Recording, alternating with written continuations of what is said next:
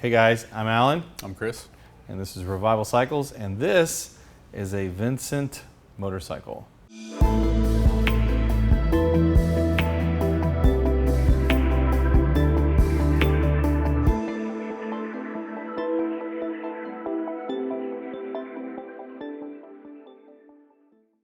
Let's talk about Vincent's. Okay, everything is relative. In the world of vintage motorcycles, I would say this is one of the most revered and appreciated marques in all of vintage motorcycling.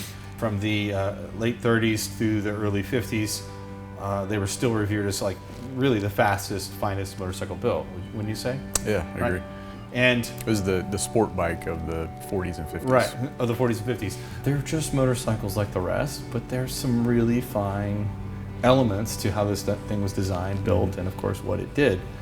So Vincent Motorcycles, and the makers of the world's fastest motorcycle. It's a British manufacturer who made motorcycles from 1928 to 1955. It was the brainchild of Philip Vincent, who bought an existing manufacturing name, HRD, which he initially renamed as Vincent HRD, producing his own motorcycles as HRD did previously, with engines purchased as complete assemblies from other companies. From 1934, Vincent worked closely with head designer Philip Irving, an Australian, developing two new engines as a single cylinder in 500cc and a V-twin 1000cc capacities. The engine is a stressed member. There are motorcycles that have stressed members, but not very many. Right. Most of them were singles, but to have a twin engine with a 50 degree V-twin and have this as the frame. Yeah. Just no down tube at all. It's a big deal. Yeah. They made it lighter, even though the lump of an engine is quite heavy. I love this bike. This is my favorite British bike to ride from the 40s, 50s, 60s, 70s. Why would you say that? Because it has a lot of power, a lot of torque, great sound. The brakes actually work. It has a lot of really cool features. Like my favorite is the rear wheel change you can do without any tools. All the hand knobs. Yeah. And you can adjust the rear axle with hand knobs. Yeah, you can fiddle Adjust with the brake all with these hand things. Some of you Vincent guys will say, they're really tough to get set up correctly and blah blah, and they are challenging. But every British motorcycle or every vintage motorcycle is challenging if you've never worked on one before. Which Revival, we've been smart enough to not specialize in anything. Therefore, everything we do is a challenge. When you repeat yourself, it gets easier and easier and easier. But even this bike, we bought it at auction as a complete bike. It looked almost exactly the same as it looks now, and then discovered all sorts of... Why is it complicated? Because it had the wrong magneto on it. It had completely worn out carburetors. The cam lobe, didn't have bad cam lobe. Go through it all. Those are the highlights for sure. But the low lights. The bike it's a Bitsa, so it's a 48 frame, a 52 engine, and it had been put together and never ran, and that's why it was so cheap at auction. It fired, but it wouldn't run. Yeah, it wouldn't run. You weren't riding it anywhere. It was brought in from Australia, and it had that cool tank cover over it. Yeah. And it looks, the engine's black, but it's not a black shadow. It's a Bitsa Series C-ish. Series C, B. Series C, Series B Rapide. But now, brand new carburetors. New carburetors, sorted the mag, all new fuel lines, new oil lines. New dynamo, well, generator. Yeah, we replaced the... With an alternator. Yeah, replaced with alternator. And it runs good now. Runs pretty good.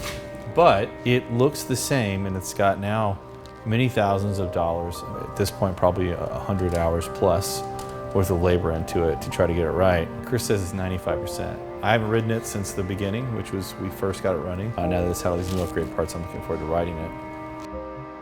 I think the main point I wanted to get across was that it is just a motorcycle. It happens to be more expensive than the average V-twin from its period. It does perform quite well. I'll be honest, you said it's your favorite to ride. I can't say it's my favorite to ride. I think I still prefer some of the pre-war stuff. It does have a great sound, it does have a great feel, and certainly the fit and finish of how this thing was designed and built is an impressive feat, specifically considering the fact that this is a sport bike.